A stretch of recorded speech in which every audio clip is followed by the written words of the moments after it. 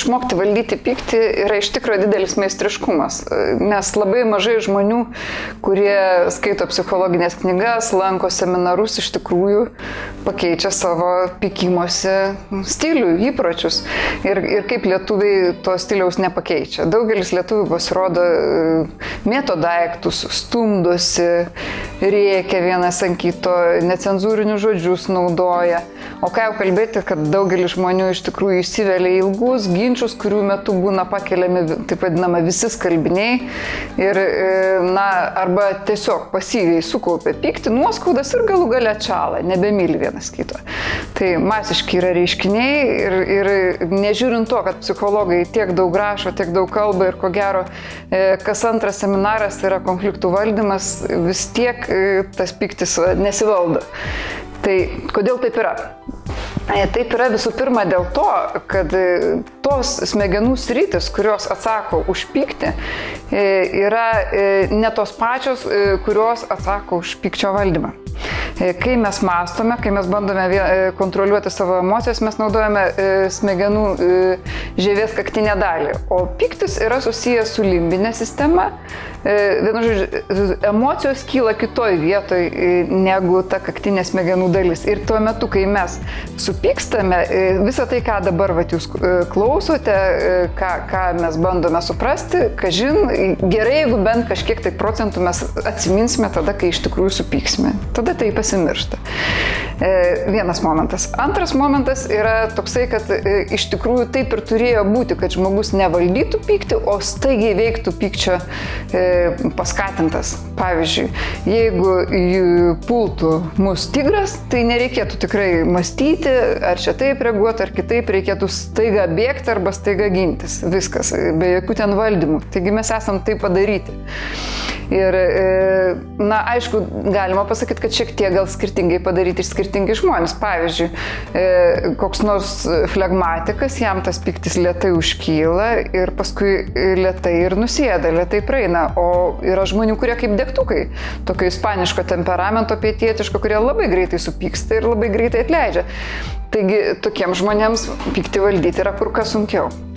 Dabar, bet nežiūrint netgi to, kad tai yra skirtingoje smegenų vietoje ir kad tie temperamentai yra skirtingi, vis tiek įmanoma paveikti, bet pyktį įmanoma jį sukontroliuoti. Ir tai parodo meditacijų patirtis. Pasirodo, ilgai medituojantys žmonės gali nereaguoti staigiai net į tokį dalyką, kaip už nugaros nuskambėjęs didelis garsas, kur jau visiškai atrodo automatinė reakcija, bet medituodamas, tai ką jau kalbėti apie tai, kad kažkas tokį žmogų suerzintų, tai jis tikrai nepultų bartis arba nepasiūstų, nepradėtų virti viduje. Ir dar vienas svarbus dalykas, kodėl pyktį valdyti taip sunku, yra susijęs su biologija iš kitos pusės. Psichologai bandė nustatyti, kokios poros, kokių charakterių žmonės daugiau ir mažiau pykstasi. Galbūt mažesnio intelekto žmonės daugiau pykstasi, galbūt temperamentų skirtumas čia turi reikšmės. Ir statistiškai rado tik vieną patikimą rezultatą, kad mažiausiai pykstasi tos poros, kurios ilgai yra nesipykę. Tai yra, jeigu visą mėnesį nesipykot, tai greičiausiai rytoj nesipyksit ir poryt nesipyksit, o jeigu praeitą savaitę jūs rėjotės, tai tada labai tikėtina, kad rytoj kažkoks tai konfliktas įvyks. Taigi, teigiamas bagažas, taip vadinamas. Ir dabar mes prieinam prie tokio labai banalaus fakto, kad pailsėjęs žmogus netaip greitai susierzina, pailsėjęs, išsimiegojęs po atostogų ir tas teigiamas bagažas reiškia tą patį, kad tiesiog pykčio metu, konfliktų metu mes prarandam be galo daug energijos, psichinės energijos, net fizinės energijos, nes visas kūnas tame dalyvauja, įsitempia raumenis, išsiskiria hormonai, taigi tas taikus laikas žmogų padaro labai stabiliu. Jau nebe taip smarkiai ir ta hormonų sistema nebe tokia yra pažeidžiama, ne taip greitai besikeičianti ir valdymo galimybės, kurioms tos emocijų valdymo galimybės yra daug didesnės. Dar vienas dalykas, kodėl labai sunku išmokti valdyti pyktį, yra tas, kad daugelis žmonių nori suvaldyti jį visą ir visiems laikams. Pavyzdžiui, daugelis motinų, kurios rėkia ant savo vaikų, jos turi tikslą neberėkti ant savo vaikų. Jos nekelia tikslo taip, kad jeigu dabar aš ant vaiko rėkiu 15 minučių, kad aš pabandysiu susivaldyti, kad aš rėkčiau tik 5 minutės.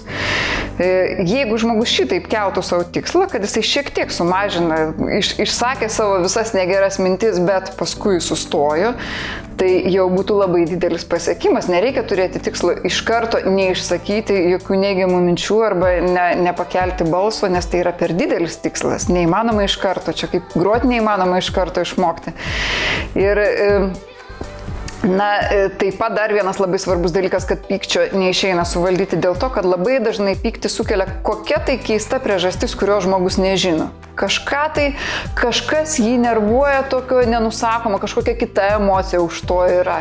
Galbūt jis pyksta dėl to, kad jis neramus, galbūt jisai pyksta dėl to, kad jam kažkoks tai žmogus taiga kažką tai priminė iš senovės.